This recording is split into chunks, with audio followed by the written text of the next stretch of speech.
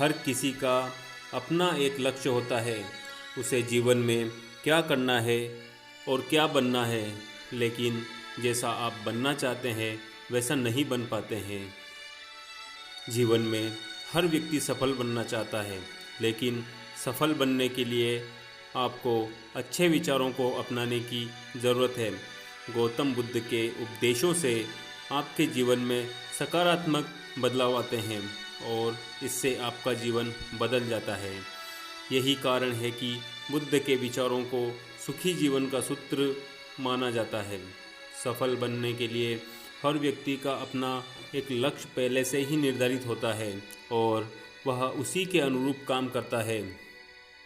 लेकिन कई बार ऐसा होता है कि आप जो बनना चाहते हैं वैसा नहीं बन पाते हैं। कुछ लोग इसे लेकर यह मान लेते हैं कि शायद उनकी किस्मत में यही लिखा होगा, तो वहीं कुछ लोग अपनी किस्मत को खराब कहने लगते हैं और कुछ लोग यह मानकर संतुष्ट हो जाते हैं कि शायद वह इसे डिज़र्व ही नहीं करते, लेकिन इसका असली कारण कुछ और ही होता है। गौतम बुद्ध की इस कहानी से हम जानने का प्रयास करेंगे इसका प्रमुख कारण। अभी तक आपने हमारे चैनल को सब्सक्राइब नहीं किया है तो चैनल को सब्सक्राइब कर लीजिए और बेल आइकन को प्रेस कर लीजिए, जिससे कि आने वाले सारे वीडियोस आप तक बिना किसी रुकावट के पहुंच सकें। एक बार गौतम बुद्ध को एक सभा में उपदेश देना था। सभा में करीब 100 से ज़्यादा लोग उपस्थित थे और उनका इंतज़ार कर रहे थे। गौतम बुद्ध आए, लेकिन बिना कुछ कहे ही चले गए।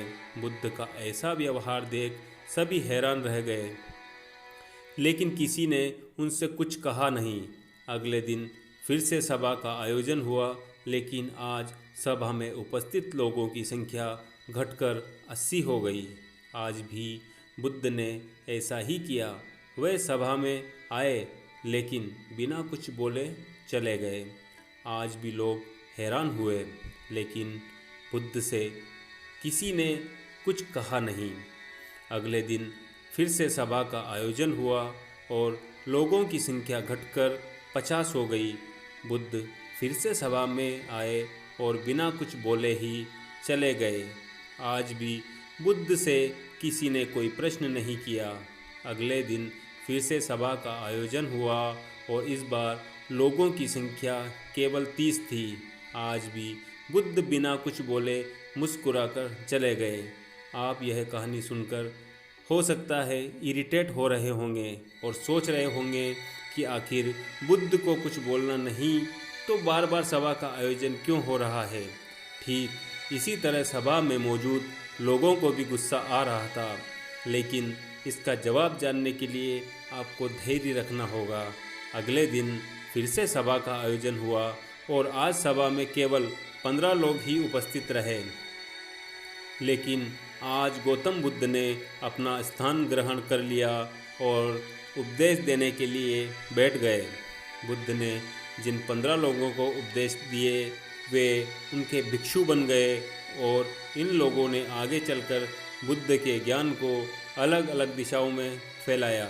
एक बार इन लोगों ने बुद्ध से प्रश्न किया, सभा का आयोजन होने के बावजूद भी आप क्यों कई दिनों तक बिना बोले ही चले जाते थे? बुद्ध ने उत्तर दिया, मैं उन लोगों को खोज में था जो लायक हों। सभा के पहले दिन 100 से भी ज़्यादा लोग थे, लेकिन उनमें से ज़्यादातर लोगों को मेरे उपदेश से कुछ मतलब नहीं था। इसके बाद जो लोग अगले दिन आए उन्होंने भी मेरे उपदेश से कोई मतलब नहीं रखा था। वो तो केवल इसलिए आए थे क्योंकि वो देखना चाहते थे कि आखिर सभा में होता क्या है, लेकिन मुझे ऐसे लोगों की तलाश थी जो मेरे ज्ञान को जन जन तक पहुंचाए। मैं कई दिनों तक इसलिए बिना बोले चला गया क्योंकि मैं यह देखना चाहता था कि आखिर वो कौन लोग हैं जो सच में मेरे उपदेश को सुनना चाहते हैं और जिन्हें वास्तव में ज्ञान पाने की प्यास थी। ऐसे लोग ही रोज़ आए। गौतम बुद्ध कहते हैं कि जिनके भीतर धैर्य था उन्हें मुक्ति का मार्ग मिला और जो लोग जल्दबाजी में थे वो आज घर पर बैठे हैं। बुद्ध कहते हैं जिन लोगों में धैर्य का गुण होता है वे जीवन में कुछ भी पा सकते हैं, फिर चाहे आपका लक्ष्य कुछ भी हो। बिना धैर्य के कोई भी सफलता के लक्ष्य तक नहीं पहुंच सकता। अब धैर्य को बढ़ाएं कैसे? आज भाग दौड़ भरी जिंदगी में लोगों में धैर्य नहीं है। सभी में जल्दबाजी और शीघ्र अतिशीघ्र किसी कार्य को करने की होड़ मची है। लेकिन गौतम बुद्ध बताते हैं कि अपने भीतर धैर्य को कैसे बढ़ाएं। बुद्ध कहते हैं कि निरंतर अभ्यास से हम अपने भीतर के धैर्य को बढ़ा सकते हैं। यानी आप जो भी बनना चाहते हैं उसके लिए धैर्य की आवश्यकता होती है। इसी कहानी से हमें यह सीख मिलती है कि जो काम आपको करना है उसको आप दिल लगा के और धैर्य के साथ करें।